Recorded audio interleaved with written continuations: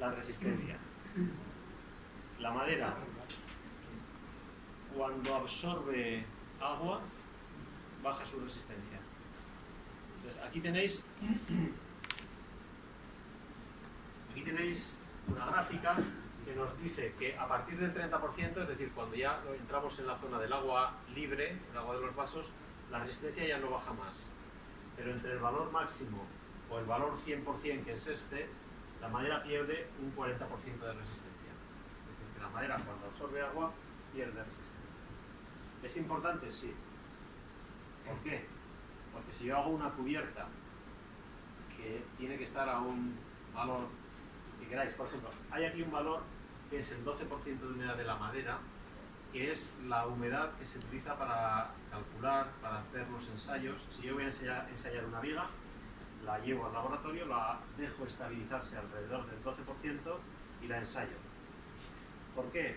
Porque si ensayamos la misma viga ella y yo, que ella la deja en casa de estos señores de su país, que están al 80% y que por tanto la madera se va a estabilizar a un 20% de humedad y la mía se estabiliza al 12%, pues fijaos, al 20% la resistencia está aquí, al 12% está aquí.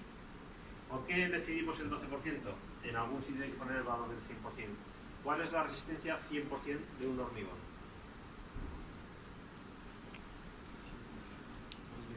A los 28 días. ¿Y por qué a los 28 si a los 60 tiene más? Pues porque hay que poner un límite. Nosotros ponemos este valor del 12% y vemos que todavía sube un poquito más cuando la madera se va secando. Pero bueno, por convenio se establece ese 12% y todos ensayamos al 12 o hacemos pequeñas correcciones si lo tenemos al 11, al 13, al 14. Importante, la pérdida de resistencia es muy grande. Cuando calculéis estructuras de madera, lo primero que os habla es de los ambientes, de las humedades. ¿Por qué? Por eso, porque sí, pues, muy importante dedicado a ti. La madera con el contenido de humedad pierde resistencia hasta el 40%. Entonces, repito, por eso son importantes los ambientes de humedad. La misma viga va a perder un 40%, es una barbaridad. Eso, había una foto que no sé si nos sale aquí, pues estoy cogido un power que ya no sé. Había una cubierta de tejas de una casa vieja con una gran barriga hacia abajo. ¿Qué había pasado? Que había entrado agua, la madera al perder ese 40% de humedad se ha doblado y luego ya no puede recuperar. A lo mejor su resistencia porque se ha secado vuelve a ser la misma, pero la forma ya no. Luego aquí, en lo que os deje tenéis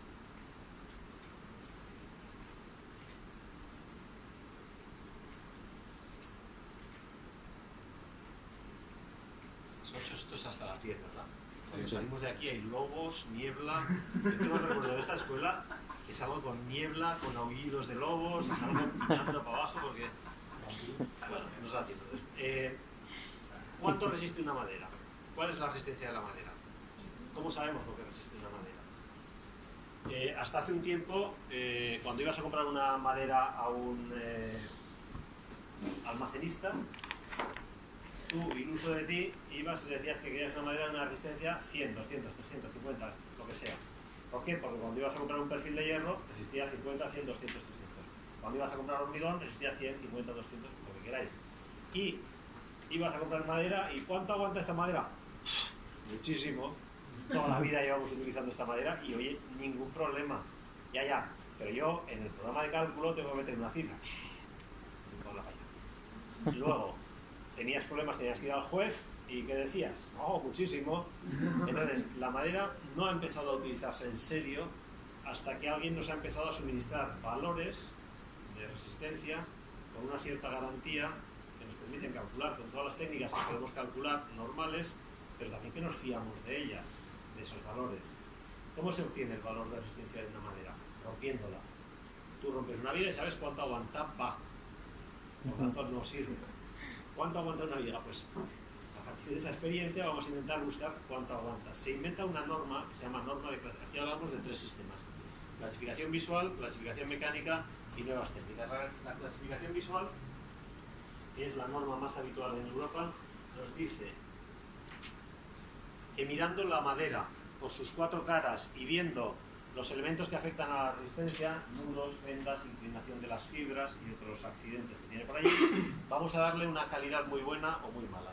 Esto es un aserradero de madera y no es madera aserrada estructural, sino son tablas para madera laminada o contralaminada. Este señor mira las vigas, las tablas que van bajando, veis que tiene un espejo arriba para ver el canto, cuando llegan abajo la gira a 180 grados, las ve con unos espejos también laterales y es capaz de medir todos los parámetros que influyen en la madera y puede decir, por ejemplo, la clasificación que tenemos nosotros, que es una madera muy buena, buena o rechazo. En este caso, como está trabajando en un aserradero, lo que hace es marcar con un lápiz fosforito la zona donde hay un defecto superior a los que quieren dejar pasar, y esta tabla, al salir, un aparato óptico detectará esa marca, cortará el trozo defectuoso, hará una junta dentada, la unirá y fabricará una tabla perfecta. Pero si esto fuese en vigas para nosotros, diríamos, esta viga es muy buena, de calidad. Primero establecemos la calidad, muy buena, buena o rechazo. O si es madera gruesa, buena o rechazo.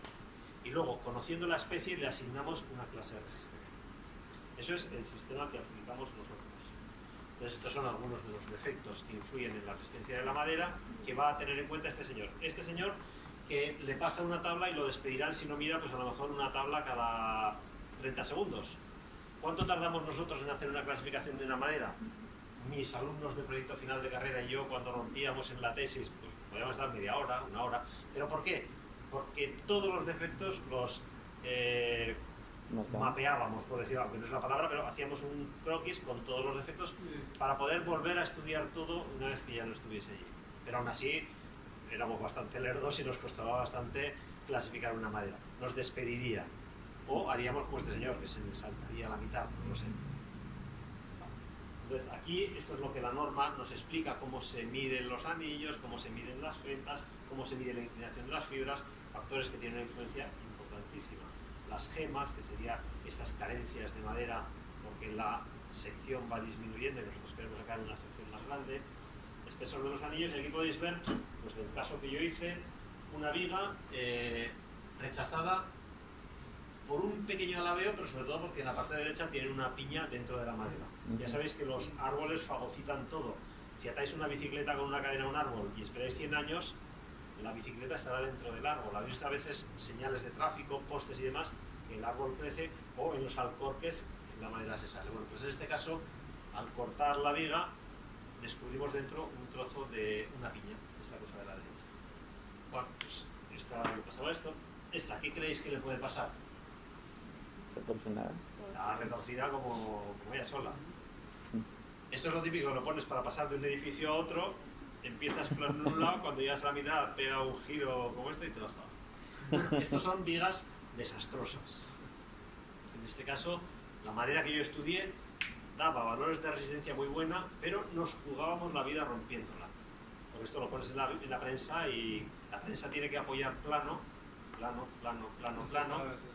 Bueno, hemos hecho cosas mucho peor que estas. El año pasado hicimos un proyecto final de carrera en el que yo hice de becario de la alumna que lo hacía, porque su novio desapareció mientras lo hacía. No, eran dos chicos, un chico y una chica.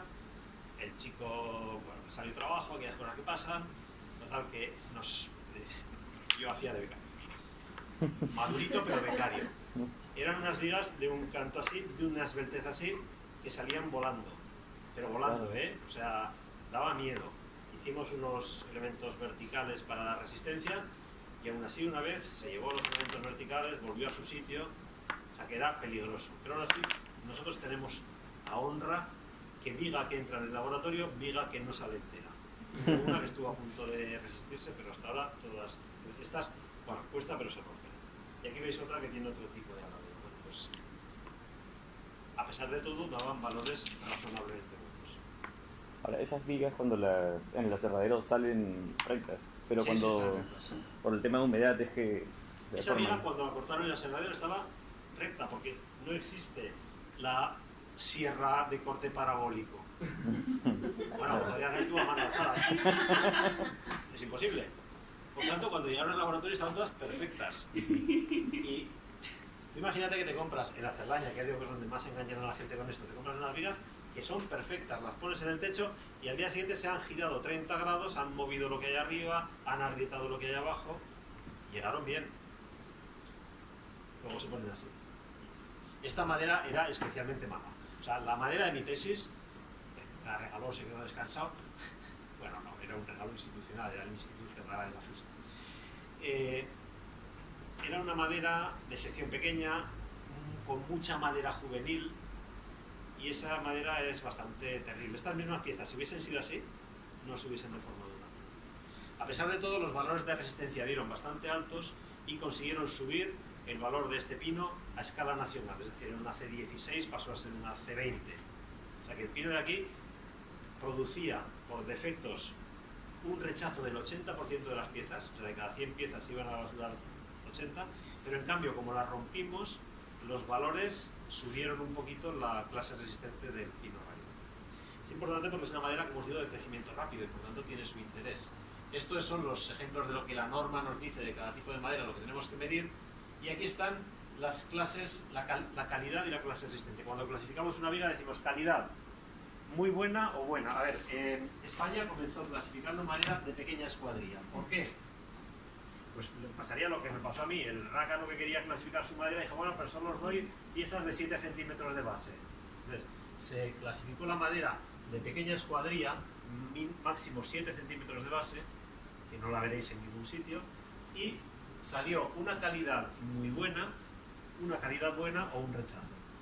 Cuando clasificamos definimos la calidad, es independiente de la especie, y cuando vamos a la especie nos sale la clase resistente. Por ejemplo, el pino laricio de máxima calidad es una C30, ¿qué quiere decir?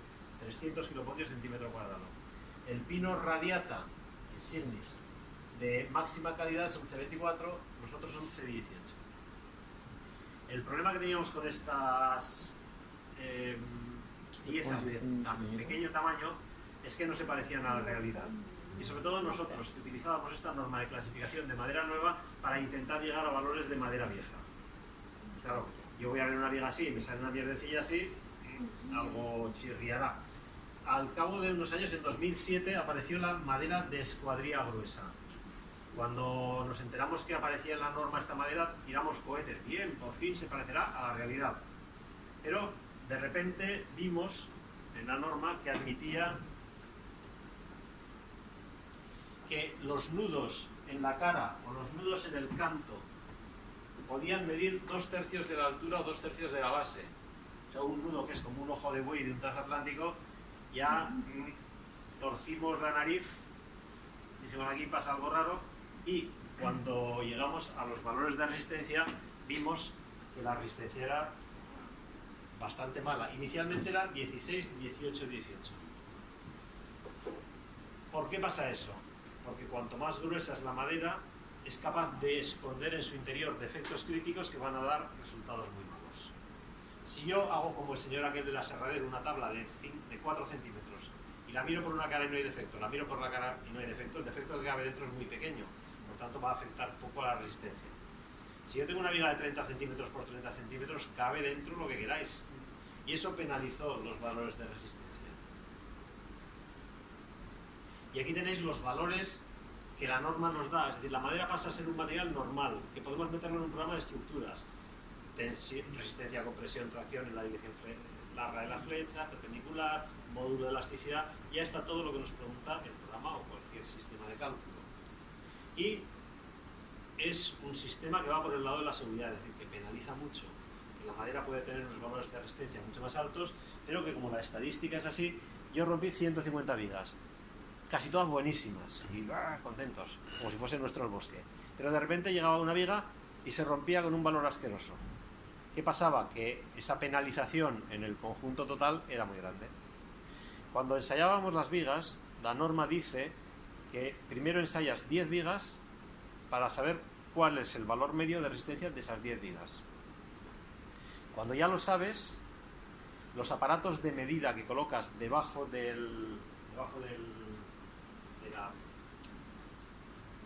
la prensa, a ver dónde está el vídeo este.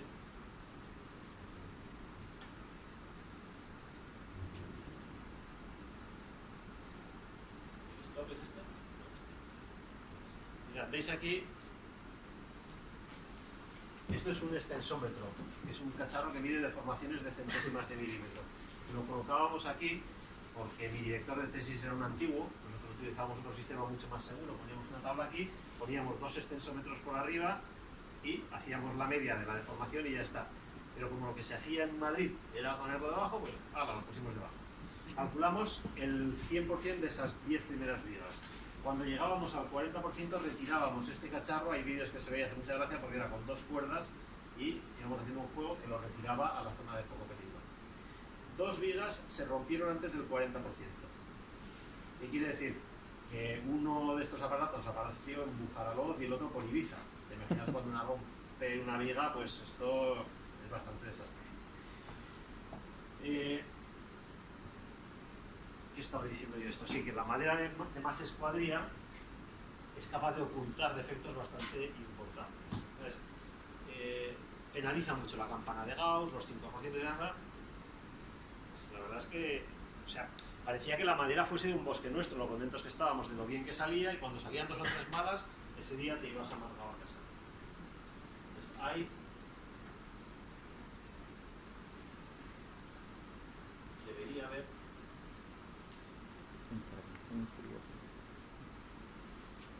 Aviñonet, el caso de la viga rota, firmado Agatha Christie. Podría parecer un caso de Agatha Christie. Hay un profesor en arquitectura en la UPC que se llama Jorge Blasco, que si os apuntáis a estas jornadas que hay de madera, del gremio y demás, os lo podéis encontrar, que es un profesor que sabe mucho de estructuras, pero sobre todo sabe mucho de estructuras de madera. Y entonces una mañana nos llamó y nos dijo: ¿queréis ver algo muy interesante? Y estaba claro que si nos llamaba por la mañana antes de las 12, que no nos solemos levantar, y cosas así, es broma, ¿eh? Dijimos sí. Y nos fuimos a Aviñonet, pueblo del Penedès. Y nos encontramos con esto. Se había hundido el tejado. Se había hundido el tejado, un tejado nuevo, aunque las tejas eran viejas, una pieza cerámica machimbrada sobre unas correas, sobre unas vigas, y se había roto sin sobrecargas de ningún tipo, sin viento, sin elefantes en el tejado, sin nada. Entonces nos encontramos con que, por suerte, la viga de una dimensión muy grande se quedó apoyada en la puerta del váter.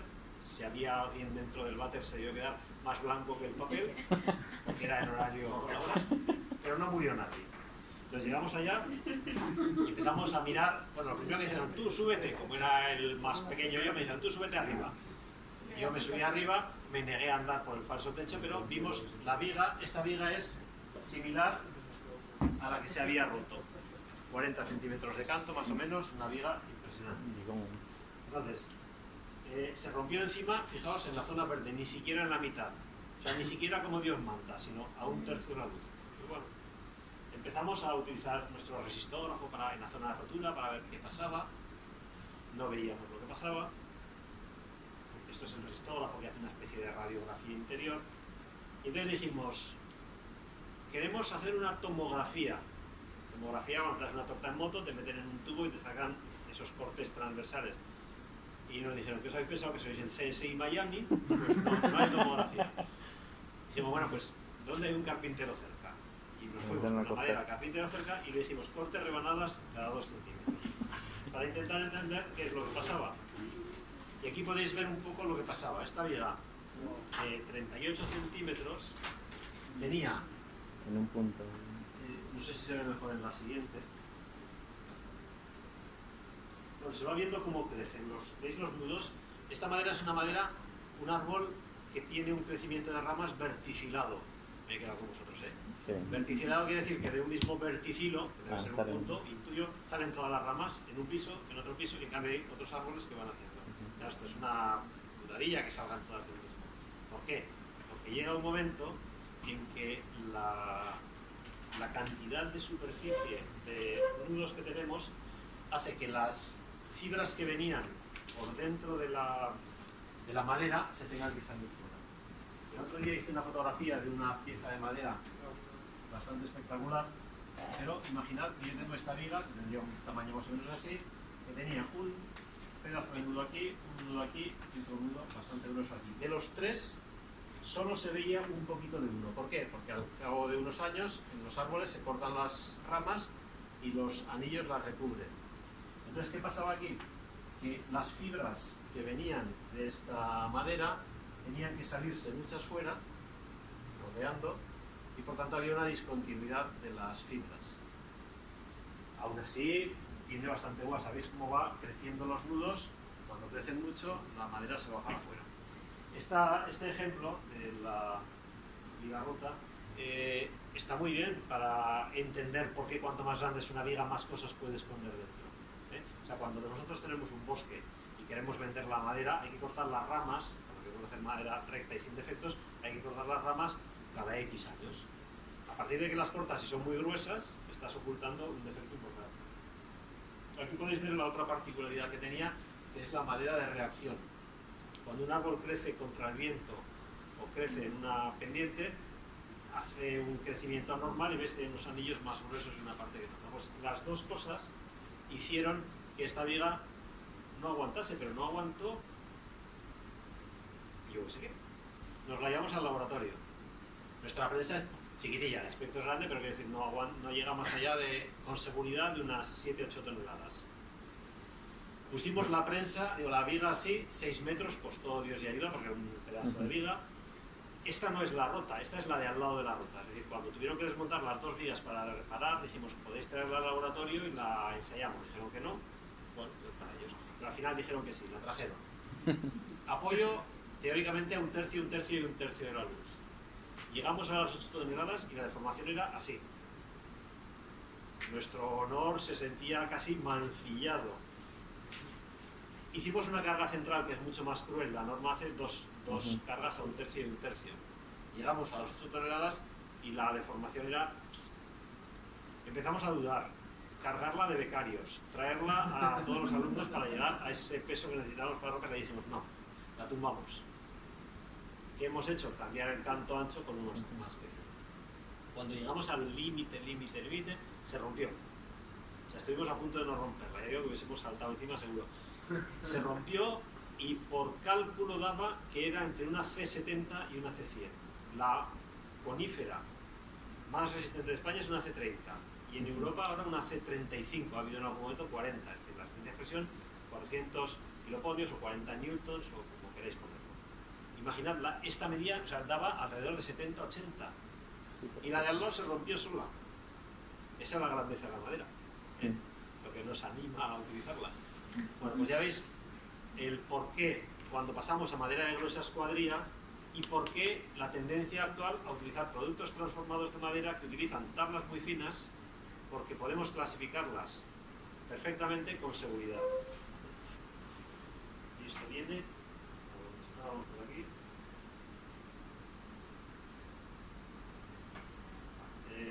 Vamos a ir muy rápido porque esto solo es clasificación. Aquí sale hay una norma europea en la que vienen todas las maderas que están clasificadas en Europa. Podéis buscar y decir, yo quiero una C40. Aquí no hay. Una C35. Os volveréis locos. Aquí te ponen la especie, el país que la clasifica y las clases resistentes. El día de mañana no pidáis siempre la madera más resistente, que es una tendencia. Tú dices, hay una C30, pues esa.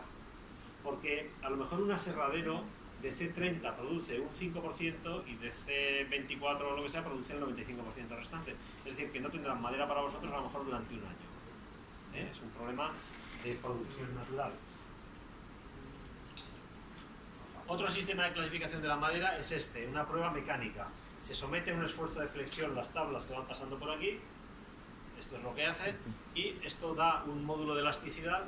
Esta máquina está en el laboratorio de línea en Madrid, se hizo una norma, no se ha comprado nadie la máquina, por tanto no clasifica nadie madera con este sistema. ¿Cómo se clasifica actualmente? Con máquinas de este tipo. Esta era moderna cuando hice la foto, pero ya no es moderna, pero el sistema sigue siendo más o menos el mismo. La clasificación de la madera se hace con máquinas muy complejas que combinan una serie de ensayos, como son los rayos X, como son escáneres que miden la inclinación de las fibras, como medición de la humedad, es decir, que una máquina es capaz de ver, veis ahí la radiografía, bueno, con esto somos capaces de ver todo lo que pasa en una madera y somos capaces, por ejemplo, de, en una pieza, definir los trozos que hay que cortar porque tienen defectos más grandes que lo que yo quiero, porque los estamos viendo dentro. Ya os pondré un vídeo.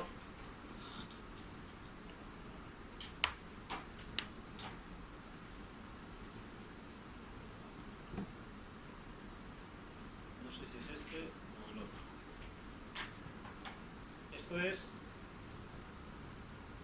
Esto es un sistema de escáner, tag, como queráis, que lo que va a hacer es ver todo lo que hay dentro de una pieza de madera y va a optimizar el corte de las tablas para conseguir la madera de mejor calidad. Son máquinas carísimas, hay muy pocas en general porque es necesaria una producción muy grande de madera para amortizar los cacharritos. Que sea rentable. ¿Eh? Que sea rentable. Sí, esto creo que ahora hay una en España, creo, pero tampoco sé muy claro cuál es. Pero fijaos que va representando gráficamente lo que hay hasta que decide cuál es el corte adecuado y al final hace el despiece.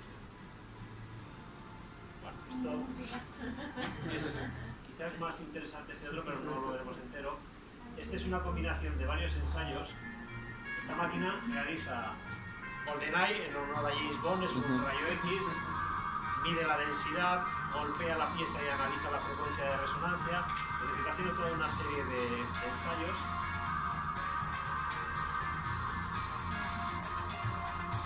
Y como ve todo lo que hay dentro de la madera, si nosotros hemos definido que en la madera que vamos a utilizar ese día el nudo más grande mide 2 centímetros, todos los nudos que sean superiores a 2 centímetros desaparecerán, cortándolos. Entonces, ¿la perfección existe? Sí, pero ¿a qué precio? A mucho. Porque además esto implica tirar mucha madera. Bueno, el Microtec es el principal fabricante de Europa en este momento y hace cosas bastante espectaculares. Aquí vamos a ver varias fábricas donde se hace madera laminada. Esto es un sistema, fijaos, es visual. O sea, hay 4 personas clasificando madera. Es un aserradero bestial que produce muchísima madera para hacer vigas laminadas y ahora contralaminadas. Fijaos las marcas que hay aquí de color fosforito. ¿Las veis? Están marcando pues, esta bolsa de corteza, lo que sea, marca lo que sea. Estas tablas salen de aquí. Bueno, este es un sistema moderno parecido al que hemos visto, el escáner, esta máquina que golpea y analiza las frecuencias de resonancia. Pero fijaos lo que hay aquí, trozos de madera. Es decir, la madera sale de aquella máquina y se corta el trozo defectuoso. Y te queda una mierdecilla de madera así, que esto seguramente habría que tirarlo, te quedan piezas de 2 metros, 3 metros, 4 metros. Estas piezas, con una fresadora se hace una junta dentada a cada uno de los extremos, se colocan con cola y presión y se fabrica una tabla continua que se va cortando a la longitud que están produciendo en ese momento. ¿Se hacen vigas de 6 metros? Pues 6 metros. Una tabla está hecha de 3 trozos, o de 4, o de uno solo. Y eso es lo que van a unir. Y esto es la aplicación de la cola. Cada tabla pasa por debajo de una cascada de cola, se coloca una encima, y de repente aparece una especie de gaveta debajo y a una no le cae cola. Es la última de arriba. Luego vuelven a pasar, porque en la prensa meten más de una viga. Entonces, esto es otro tipo de cola. Y aquí veis una prensa en la que no es una viga en forma de T, sino que son de 2 longitudes y a lo mejor solo piden, pues la viga va de aquí a aquí. Hay prensas más antiguas, prensas más modernas, como estas que son dinámicas, pero en el fondo se mantiene la prensa hasta que endurece y ya puede salir de ahí. Esta es la viga más larga que he visto yo, tampoco que haya visto muchas vigas, medía 50 metros, nos paseamos por encima cuando estaba en el suelo de la fábrica. Esta viga no la vi en el camión, esta foto del camión la he sacado de publicidad, pero esta viga cuando la cogía la grúa puente 50 metros con solo 2 correas aquí, se movía como un folio, o sea, había que escaparse un poco porque podía darte un golpe. Medía 50 metros por 20 centímetros y por 2,5. Las vigas de madera laminada, si son sencillas, miden la anchura de la tabla. Podemos ver vigas más anchas, pero entonces combinan 2 tablas a lo ancho. Yo he visto pocas en el apeadero. En la estación del AVE de Girona, las vigas del techo son de 2 de anchura. Pero lo normal es que se quedan con 1 de anchura. Pues claro, este camión para dar una vuelta tendrá que, antes de llevar las vigas a donde las hayan pedido, mandar a un espía a ver si no hay un puerto de estos que haces giros de 360 grados. Y aquí tenéis un camión metiéndose, creo que es San Sebastián, metiéndose a llevar unas cerchas que alguien había medido previamente que iban a poder entrar. Porque si no, imaginad qué negocio. Estos son vigas curvadas, en lugar de hacerse en prensas como las anteriores, son gatos que les van dando la curvatura hasta que llegas al valor, se dejan endurecer y ya está. Aquí está lo que os decía, las vigas de madera laminada tienen la anchura de una tabla, aunque a veces pueden tener más. O pueden ser verticales, que sería lo que se llama vigas encamonadas si son antiguas, o las del mercado de Santa Caterina, si veis alguna vez, que son tablas verticales, porque el giro es tan brusco o tan bestia que no se podrían doblar plantas.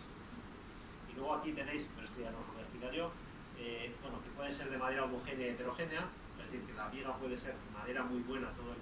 Imaginad, queréis una viga que tenga la mejor madera. Un IPN, el alma no trabaja, ¿no? Perfil metálico, por tanto es absurdo meter la mejor madera aquí. Lo que hacen es hacer materiales mixtos en los que la parte central es de madera más barata. Bueno, me salto a una cosa como esta, la miráis vosotros, y pasamos a la contralaminada, que es el material de moda. La madera contralaminada, todos habéis visto edificios porque es lo que todo el mundo hace hoy en día, es como un contrachapado. Un contrachapado son chapas de madera a contramalla, 90 grados entre unas y otras, pero compuesto de tablas. A ver si se ve. Aquí veis cómo está hecho, tablas así, y hacemos un montado. Hacemos una casa en realidad. O sea, con contralaminada no hay que ser muy listo para construir. Pones una tabla en el suelo, pones una aquí y otra encima y ya tienes una casa. Tendrá sus cosas, pero quiero decir, se anima a construir, porque además, claro, al estar hecho con tablas, con un espesor que nos garantiza que no hay defectos ocultos, pues la fiabilidad del material estructural es muy grande. Como vemos por aquí,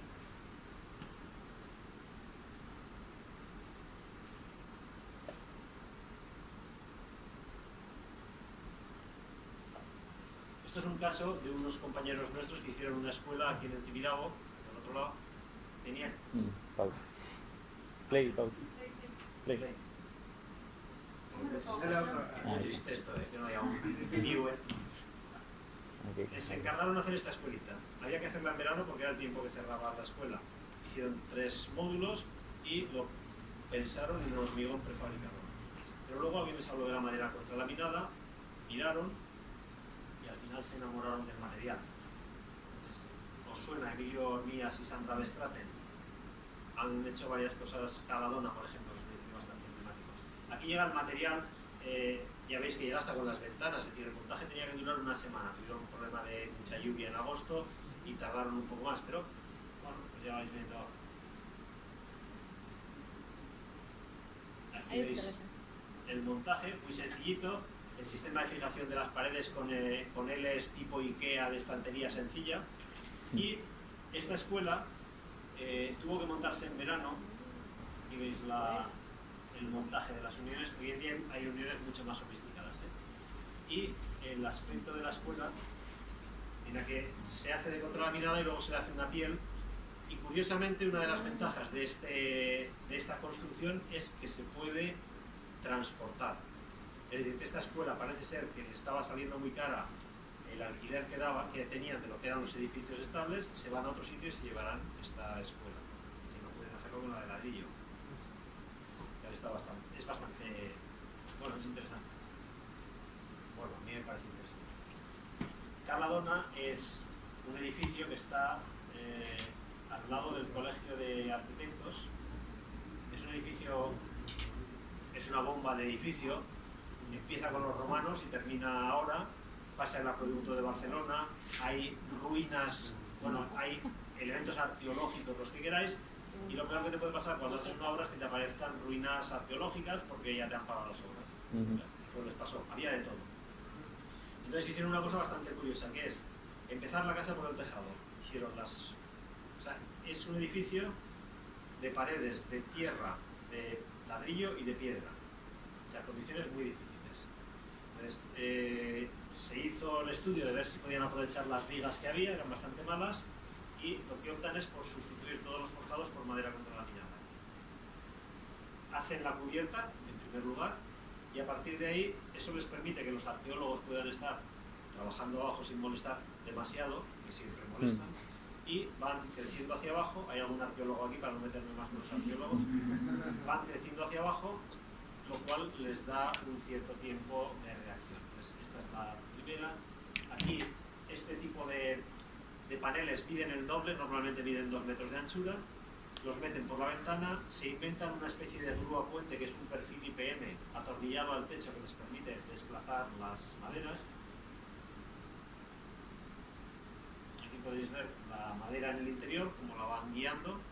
Aquí podéis ver los perfiles sobre los que se van a ir apoyando. Perfiles metálicos con tacos químicos En ladrillo, bueno, ladrillo malo pero ladrillo, en piedra, pero en tierra. ¿Os imagináis en adobe o en tapial meter? Pues lo hicieron cientos de ensayos de arrancamiento y si aguantaba una cierta fuerza, consideraban que era adecuado. Esto es el aspecto del alto mando del edificio. Aquí estamos juntando las piezas de madera y este sería el resumen del proceso que hicieron. Ellos han hecho algún edificio más, restauración de algún edificio más con contralaminada. Hoy en día la contralaminada la podéis ver en todos los sitios. Hay un número de la revista de ITIM, el último monográfico dedicado a la madera contralaminada. ¿Sabéis lo que es ITIM? ITIM, A-I-T-I-M, o si fuese inglés sería A-A-A-M. Yo no he sabido espelear nunca y me parece que siempre me dicen lo mismo. Pues si vais a ITIM,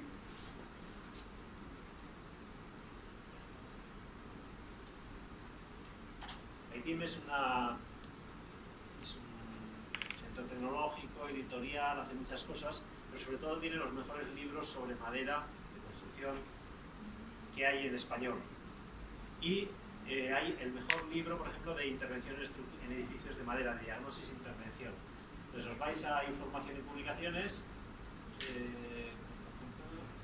venta de libros. Y os veis aquí y veis el mejor libro de intervención en estructuras de madera, que sería, mirad, me lo salto, este, 42 euritos. Os esperáis a San Jordi o a Navidad y los venden por 16 euros. Y ahora los que terminaron este curso se han comprado en Navidad todos los que han querido por 16 euros. Está muy bien. Grandes libros. San Jordi no sé cuándo es, pero pronto llegará. Y merece la pena. ¿Cuándo? 15 de abril. Febrero. Bueno, los tenéis en la biblioteca seguro, no lo sé. Pero ITIM, además de esto, tiene una revista. Tiene lo que llaman el boletín de ITIM o la revista de ITIM, que no sé cómo buscarla, pero que es una revista que está muy bien, sobre todo, inicialmente era una revista muy orientada al mundo industrial de la madera, pero ahora está muy orientada a la construcción con madera. Y el último número, por ejemplo, está dedicado a la madera contralaminada. Van haciendo números monográficos. Os recomiendo, las podéis ver en internet, excepto el último número y el penúltimo, normalmente están, habrá 30 o 40 años. La diferencia es que hace 30 o 40 años el escaneado, las imágenes eran de un solo píxel y hoy en día tienen buena calidad. ¿Por qué? Porque el almacenamiento antiguamente no era como ahora. Bueno, pues ITIM, como miráis, os lo apuntáis y allí sale, entre otros, podéis ver eso. Vale, la madera contralaminada es esto que veis aquí. Después aparecería, así está aquí la escuela, bueno. Aparecen otras cosas que me voy a saltar porque no tenemos tiempo. Tenéis la madera microlaminada, el LVL, esto es un edificio que está en Sevilla, el Parasol Metropol, ¿lo conocéis? Pues yo creo que es una majadería, está hecha con madera contralaminada que no está seguro protegida para el sol de Sevilla y que ya veremos lo que durará, pero bueno, se puede pasear por encima, se puede pasear por debajo y una vez que lo has visto te vas a tomar unos finos y unas tapas y te olvidas de lo que has visto. Y así como cosas curiosas, esto es el techo de la Plaza de las Arenas, en la Plaza de España. No siempre se puede entrar, es una estructura bastante complicada de madera. Los paneles son de madera microlaminada. Si la madera contrachapada son chapas a contramalla y la madera contralaminada son tablas a contramalla, hay la madera laminada que son tablas todas en la misma dirección y la madera microlaminada que son chapas finas de madera encoladas todas en la misma dirección. Entonces el diafragma, lo que hace diafragma es de este material y la estructura es de madera laminada. Se construyó de fuera adentro, hay un anillo perimetral metálico bastante espectacular y fue creciendo hacia adentro con puntales de metal apoyando pero sin ninguna estructura auxiliar. Es un sitio que merece la pena ver. Y ya, bueno, estos son cosas ya más raras. Madera acetilada es un tratamiento que se le hace a la madera para protegerla de la intemperie, en este caso de agua. Esto está en Holanda, han hecho en un polder, han hecho esta pasarela para demostrar que la madera no se va a pudrir. Bueno, esto es un supongo que lo habrán hecho para celebrar también las derrotas de los tercios españoles que solían ir aquí el capitán Alatriste y compañía a pelearse contra los holandeses. Salto de esta parte y pasamos a la... Esto lo miráis vosotros. Bueno, hay una parte muy interesante, como curiosa, que son otros usos de la madera. Por ejemplo, tuberías de agua. Cuando no había tuberías de uralita o tuberías de hierro o tuberías de otros materiales, se utilizaba la madera. Coges un tronco, le haces un agujero, lo enchufas con otro y haces una cometida de agua. Pero esto no es nada comparado con esto que veis aquí, que son tuberías hechas como si fuesen barriles a base de delgas o tablas, pero que tenían muchos kilómetros de longitud. Hay un libro muy interesante, fijaos el diámetro que tienen. Y esto, mientras tenía agua dentro, funcionaba porque se mantenía hinchado. ¿Habéis visto películas de barcos de guerra de las épocas de la Bounty, que estaban todo el día tirando agua y fregando? Sí. ¿Qué se conseguía con eso? Mantener la madera hinchada. Pues, o sea, el baldear agua tenía esa finalidad. Teniendo esto agua dentro, se mantenía hinchado Y hermético. y hermético, y podía conducir agua. Es muy divertido. Si alguna vez busquéis en internet este tema, por ejemplo, se encuentran antiguas conducciones en las que dejaron de utilizarse, la madera se pudrió, se la comieron las termitas y están tumbados en el suelo los aros metálicos que daban rigidez a este sistema. Otro uso de la madera bastante típico, cualquiera que haya visto una película de Nueva York, Woody Allen o quien sea, pues se ha visto alguno en la azotea cantando o tomando una cerveza y estos depósitos. Se siguen haciendo de madera, o sea que parece una especie de contrasentido. Aguanta mejor las heladas, aparentemente, que el caso de las metálicas, de poliéster. Se sigue, hay dos fabricantes todavía en Nueva York. Y aquí veis pues, estas imágenes. Pero como curiosidad del uso de la madera, todos habéis visto aviones de madera. Primero, las maquetas que tienen los niños.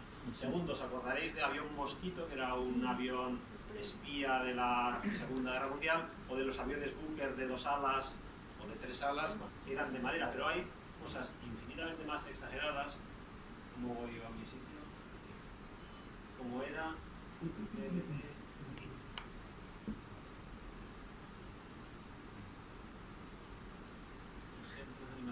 Intervenciones idiotas no lo enseño porque son intervenciones. ¿Me he dejado esta foto? Vale. Sí, aquí. Pero claro, ¿cómo voy a enseñar estas fotos con un visor tan asqueroso como este? Esto es un avión. Es el Spruce Boss. A ver si hay alguna cosa que lo abra más directamente. Si lo abres todo de golpe. Explotará, que cuento. A ver, Paint. Firefox. Sí, lo habrán censurado. WordPad no, ¿verdad? Look. Es igual, oye, vamos a ver 3 o 4 fotos y ya está. Mirad, este avión es bastante gracioso. Pausa. Se llama Spruce Boss y todos habéis visto, bueno, yo no lo he visto, la película El Aviador. Howard Hughes.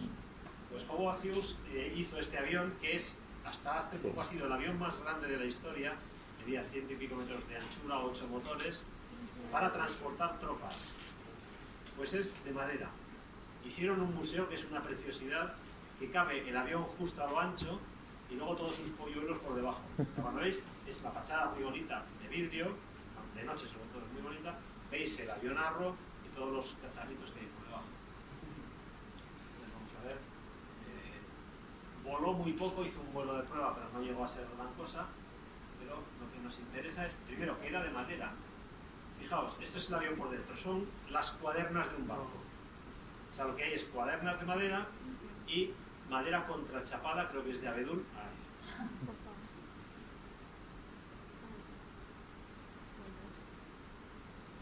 Entonces hay una fotografía que no sé si la veremos, que está lleno de extintores. Lo que era para transporte de tropas. Imaginad 1000 soldados americanos con 1000 cigarrillos Camel de la época, tirándolos por allí y de repente empieza a arder el avión y es como los dibujos animados. Pues en algún sitio hay, pero vamos, ya digo, merece la pena. Este es el museo, es bastante gracioso. Se ve el avión. Yo creo que falta alguna foto. No, lo ponéis en internet y os sale toda la historia, pero es de madera. O sea, el avión más grande del mundo hasta hace poco que había un Antonov o un no sé qué, era de madera. Y hubo problemas, o sea, no llegó a progresar, no porque no funcionase, sino porque en aquel momento Howard Hughes cayó en desgracia y pues, yo no he visto la película. Lo que quiere decir que la madera da mucho de sí. O sea, se puede hacer cosas bastante interesantes. Y que lo mejor no lo hacemos ahora, lo hacían hace años. El otro día hay un profesor que es profesor de nuestra escuela, también en arquitectura de la UPC, que se llama Ramón Graus, no sé si os suena. Si alguna vez veis una conferencia suya, apuntaros, porque es un monstruo explicando. Y hace poco hizo una publicación de la madera en edificios en la exposición del 29 y la exposición de no sé, no me acuerdo cuál, que son, o sea, la madera como se construía en aquella época era más espectacular que ahora. Entre otras cosas, porque los bomberos no ponían las limitaciones que ponemos ahora. Es decir, aquellas estructuras hoy en día serían impensables. Pero bueno, volvemos a... Habéis de saber que casi nunca acabo las clases porque me enrollo mucho. El otro día me tocó una monstruosidad que puede dar 7 horas de clase seguidas, cosa para que no esté entrenado. Eran 2 horas de un grupo y luego 4, eran 4 de otro, pero estábamos tan emocionados que aguantamos 5 y no se fue nadie. Pero claro, lo normal es que la gente se vaya a la quinta hora que no toque, por lo tanto intentaré ceñirme a mis horarios. Es más, aquí deben cerrar a las 10.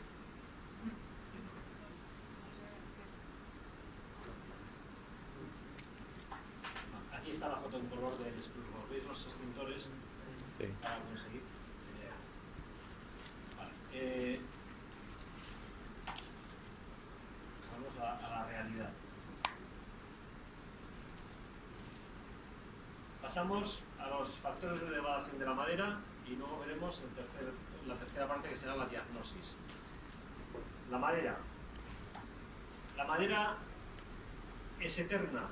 Aquí dice, la madera es un material de construcción que en condiciones adecuadas se puede considerar muy durable, eterno, como lo denomina algún autor optimista, como el autor soy yo, pues yo digo que es eterno. Si la madera no es atacada por seres vivos, si no se quema o no se somete a cargas extraordinarias, la madera puede ser muy durable. ¿Qué es para vosotros durable? Aquí consideramos que un edificio dure, pues que dure por lo menos 100 años, como la hipoteca. Es lo que duran las hipotecas ahora. El código técnico habla de 50. En países, por ejemplo en Estados Unidos, la durabilidad de una vivienda es mucho menor. En viviendas modernas, pues la gente se cambia cada 10-15 años de casa y no les afecta tanto. Pero yo vivo en una casa de 1930 y dura. Y está bastante bien. Entonces el concepto de durabilidad es bastante relativo. Aquí tenéis la pagoda Horyuji, que se construyó en el año 607 y se quemó el año 670. Pues vaya chorrada. Es que las pagodas se quemen es lo más normal. Si tú te dedicas a quemar palitos de incienso, ¿cuántas se habrán quemado? Ni se sabe. ¿Habéis leído Los pilares de la tierra? ¿Cuántas catedrales se habrán caído en el proceso de subida hacia arriba? Tropecientas. Para que en aquella época la responsabilidad civil del arquitecto, del aparejador y el constructor estaban salvadas por es que sois pecadores, no rezáis y por eso Dios os ha castigado y se ha caído la catedral. Y todos a la calle. Hoy en día acabaríamos todos en los juzgados de mala manera. La pagoda Horyuji se quema en el año 670, se reconstruye, se cambia de sitio, ¿vale? Y hoy de esta pagoda nos dicen que el 20%, el 15-20% de la madera es del año 607. ¿Qué quiere decir? Que tiene 1400 años la madera, una parte de la madera. ¿Podemos considerar que es durable? Joder. ¿Cuántos edificios de hormigón visto durarán este tiempo? Ninguno, se corroerán las armaduras y se irán fuera. ¿Cuántas estructuras metálicas también por corrosión acabarán cayendo? Tengo un alumno japonés que el día que le explicaba esto le dije, Makoto, ¿cómo se dice Horyuji? Y dice, Horyuji. Y acto seguido, y además no es esta. Y dije, pues me cago en esto es un conjunto de templos en lo que hay, pero bueno, es igual. En cualquier libro que miréis os saldrá como pagoda Horyuji esta que veis aquí. Más ejemplos. Esta iglesia en Inglaterra es del año 1000 y queda un 20% de madera del año 1000. Bueno, no está mal. Las iglesias van creciendo, vamos envolviéndolas de capillas, etcétera, etcétera. La casa más antigua de Estados Unidos, 1636. Esto ya no es casi nada, ¿no? Ninguno de vosotros ha visto una serie que se llamaba La Casa de la Pradera. No. ¿La habéis visto? A Laura Ingalls y sus hermanos más horteras y más no sé qué, pues era una casa de este tipo. Pero claro, esto solo son 400 años, no es nada. Las Islas Feroe, una iglesia del siglo XII. ¿Creéis que tiene mérito que en las Islas Feroe una...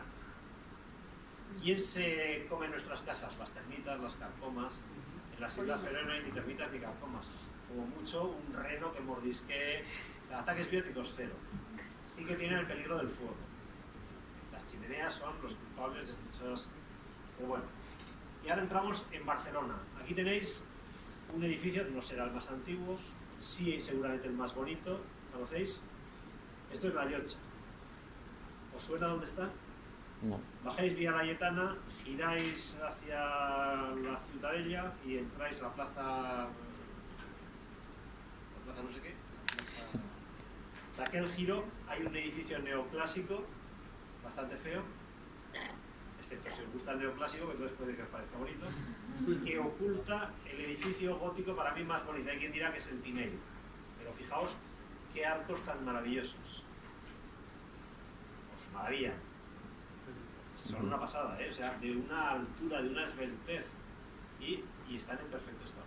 Cuando hicimos la diagnosis de este techo, solo había unas poquitas ligas que habían tenido termitas en algún momento, y era porque había entrado agua de unos baños. El resto estaba perfecto. Este edificio sufrió o disfrutó de una primera intervención de un, yo creo que es profesor vuestro, ¿cómo se llama el director de esta escuela? Terradas.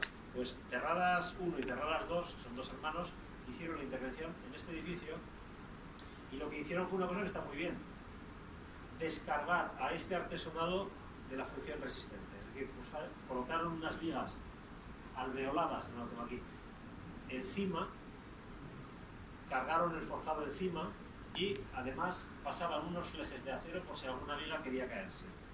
Entonces, cuando se intervino en esta segunda intervención, el problema es que eran unas piezas del intereje de los perfiles, de unos 40-50 centímetros, que se movían un poquito, que hacía que la calidad del edificio, que se dedica a eventos y convenciones, pues no gustase en aquel momento, y se hizo una segunda intervención, que fue hacer un forjado de chapa colaborante, que es más firme, que es más no sé qué, pero que tiene el inconveniente de que si hay que intervenir por arriba, antes quitabas 4 piezas, intervenías, y ahora no. Se dejaron sistemas de control, se hizo ventilación por la parte superior para evitar que si hay agua por algún accidente. Pero fijaos, lo que nos interesa, se pintó el año 1392. Para pintar las vigas tienen que estar. Por lo tanto, en 1392 estaban estas vigas. 600 años después siguen estando perfectas. Entonces, si la madera no se moja, no se la comen los bichos, no se quema, o no ponemos algo muy bestia encima, funciona muy bien. Agentes de degradación de la madera. Decimos que la madera se degrada por agentes abióticos y bióticos. Abióticos son los no bióticos, es decir, no seres vivos. Y básicamente, aunque aquí habla de la luz solar, y la divide en infrarrojos y ultravioleta, el agua, el fuego y las acciones mecánicas, solo vamos a hablar de la radiación solar y del fuego. ¿Cómo influye la radiación solar? Pues igual que en vosotros y en mí. Si nos vamos a la playa y nos quedamos tomando el sol 20 años, acabaríamos con un aspecto parecido a este, o a un torrezno. ¿Habéis comido alguna vez un torrezno? Esa corteza de cerdo tan rica, nos quedaríamos así. Entonces, ¿qué hacemos para no quedarnos así? Ponernos crema solar. Si tenéis una madera en una fachada, le dais un tratamiento protector, ¿no? O no ponéis madera, que es otra opción. O sea, la madera tiene sus cosas buenas y sus limitaciones. Empeñarse... Yo siempre digo que se puede construir en madera o con madera. En madera es la idea de que todo tiene que ser en madera, y con madera es que sea lo máximo posible. Hombre, pues lo máximo posible está bien porque restamos CO2, es un material sostenible, pero empeñarse en hacerlo todo con madera, pues en climas como el nuestro es bastante desastroso. ¿Qué ha pasado aquí? Que la radiación solar ha afectado a la lignina de la madera. La madera tiene dos componentes principales: celulosa de color blanco, lignina de color marrón. La lignina se la ha llevado el agua porque el sol la ha descompuesto, y queda la celulosa, que deja este aspecto. Si esta madera llevase 5 años cepillándola, aparecería en perfecto estado, pero ¿Qué ha pasado aquí? El sol incide sobre esta madera. Imaginad que acaba de llover. Se calienta. Se intenta dilatar. 2 centímetros más abajo, ni se entera que hay sol, no se dilata. La madera es un aislante perfecto. Y por tanto, aquello sufre unas tensiones que acaban produciendo fendas. Y cuando se producen estas fendas, ya la madera ya no se salva. El fuego. La madera arde. ¿Lo sabíais? ¿La madera es un buen material frente al fuego? ¿Quién ha dicho sí? Tú, porque eres bombero. Y él dice no porque es el propietario. Claro, si tú tienes una casa y se te quema, dices, pues me la podría haber hecho de piedra, vaya chorrada. Pero si lo que estás pensando es en salvar vidas por tener tiempo de evacuación y previsibilidad del comportamiento, está claro que la madera es lo mejor. ¿Qué le pasa al acero cuando se sobrepasan los 600 grados? Se dobla. Se retuerce, no os preocupéis que vais a ver mucho, que de esto me encanta ir contra el acero, y se produce una rotura catastrófica. ¿Qué le pasa al hormigón? Pues que el calor, depende de si el árido es silicio o calizo. Si es silicio a 400 grados hay un cambio de estructura cristalina muy brusco y puede deshacer el hormigón. Si es calizo, a 900 grados se convierte en cal viva, llega el bombero, le pega un chorro de agua, la cal viva se apaga, se expande, se rompe. Esta viga de madera está puesta del revés, nos la regaló un alumno bombero y dijo que el incendio había sido bastante violento y había durado 20 minutos, media hora. Prácticamente no perdió sección. Pero si, imaginad que esto es nuestro laboratorio. Ponemos una pared, la viga para allí, fuego aquí y hacemos un agujero de 2 centímetros en este lado de la habitación y le decimos al becario, Manolo, mete el dedo. Y Manolo, que se fía de sus profes, mete el dedo. ¿Qué pasará? Que pasarán 5 minutos, no notará nada, pasarán 10 minutos, no notará nada, hasta que de repente empezará a notar que sube suavemente la temperatura. Si sube suavemente la temperatura, lo primero que pasa es que al perder agua, la resistencia de la madera aumenta. Aquel trocito pequeño que había a la izquierda, ¿os acordáis? Pues todavía puede ganar un 10%. Lo segundo es que el calor no le afecta. El carbón, o sea, primero, fuego, madera, consumimos parte de la energía del fuego en evaporar el agua que tiene la madera, el 10%. Hasta que no lo evaporamos, no va. ¿Habéis puesto un tronco mojado en una chimenea alguna vez? Sí, ¿no? ¿Y qué pasa? No. Empieza a salir vapor, vapor, vapor. Y si pones algo de queme, más vapor hasta que se seca y entonces empieza a arder. Segundo, la capa carbonizada frena el proceso. Tercero, es que la madera no se entera. Mirad, esto es un proyecto, un trabajo que hacemos nosotros, proteger madera para el fuego. Tenemos un autoclave, impregnamos la madera con productos que creemos que la pueden proteger y luego hacemos un ensayo muy rústico, que es este, que es coger esa tabla, poner un mechero Bunsen y estos alambres se llaman termopares y miden la temperatura en la zona de contacto con el fuego, hacia abajo, ¿veis? Y 16 milímetros más arriba, eran tablitas de 16 milímetros. Impregnábamos con boratos, con fosfatos y con productos variados. ¿Y qué hacíamos? Controlar la temperatura. La línea de arriba es la línea que está en contacto con el fuego. La línea de abajo es la línea que está 16 milímetros más arriba. Empezamos a unos 30 grados. Fijaos que la de arriba se pone a 700 grados enseguida. La de abajo tarda 3 minutos en ponerse a 50 grados. Es decir, el becario con el dedo en una tablita de 16 milímetros hubiese aguantado por lo menos 3 milímetros, digo 3 minutos, ¿no? Y si quería nota, hasta 5. Pero fijaos que ha tardado 12 minutos en llegar a 100 grados. 12 minutos. Una pasada. Entonces, ¿cómo protegemos una madera del fuego? Haciéndola más gorda. O sea, cuando vais al maderero y decís, mire, necesitaría media hora de tiempo, sonrisa de hiena, pues le pone una pulgadita más, pagas más y ya tienes esa protección. Luego ya habrá valores que no podremos. Pero fijaos qué pasada, ¿eh? O sea, 12 minutos en llegar a 100 grados. Mucho. Y ahora viene la juerga. Mirad, esta foto las habréis visto porque están en todos los sitios en internet y las usamos todos. Una viga de madera sujetando 2 vigas de acero que se han deformado. Seguramente la madera está para tirar, pero mantiene su integridad. Aquí podemos ver una madera laminada y una viga de hierro. La de abajo es más fea, pero ahora vamos a la juerga. Esto es cachondeo puro. Fijaos, ¡guau! O sea, cuando se reblandece se cae todo por allí. Pero hay más, ¿eh? Fijaos, todo este lado del edificio se ha ido para abajo. Hay más, solo uno, ¿eh? Bueno, y además, en alguna tengo más porque me gusta meterme con los dedos. Pasamos a los Activate Windows. ¿Qué dice? No, Que mira. paguen la licencia. Agentes bióticos son seres vivos que atacan a la madera. Y usamos este... A ver, yo tengo que dejaros estos apuntes. Me dijeron que pusiese el banner de aquí, pero no me lo dio nadie, lo pedí, no me lo dio nadie. Por tanto, si queréis los cogéis de aquí y si no se los mandaré a Gemma y que los ponga. Pero quiero decir que lo del banner me dijeron que si no lo pongo no cobro. Para lo que para tampoco pasa nada. No vayáis chivando esto que es una profesión bárbara. Nos olvidamos de los mohos, la parte de arriba. ¿Y quién ataca la madera? Hongos e insectos. ¿Qué son los hongos? Vais a un libro, ponen vegetales inferiores que no son capaces de generar alimento y se comen lo que encuentran. Como definición, ahora veremos distintas situaciones. Y luego insectos, que son insectos de ciclo larvario, que son coleópteros generalmente, que de un huevo sale una larva, come madera hasta que se convierte en adulta y vuelve a infestar la madera. Y luego los insectos sociales, que ya son insectos adultos los que comen la madera. Empezamos con las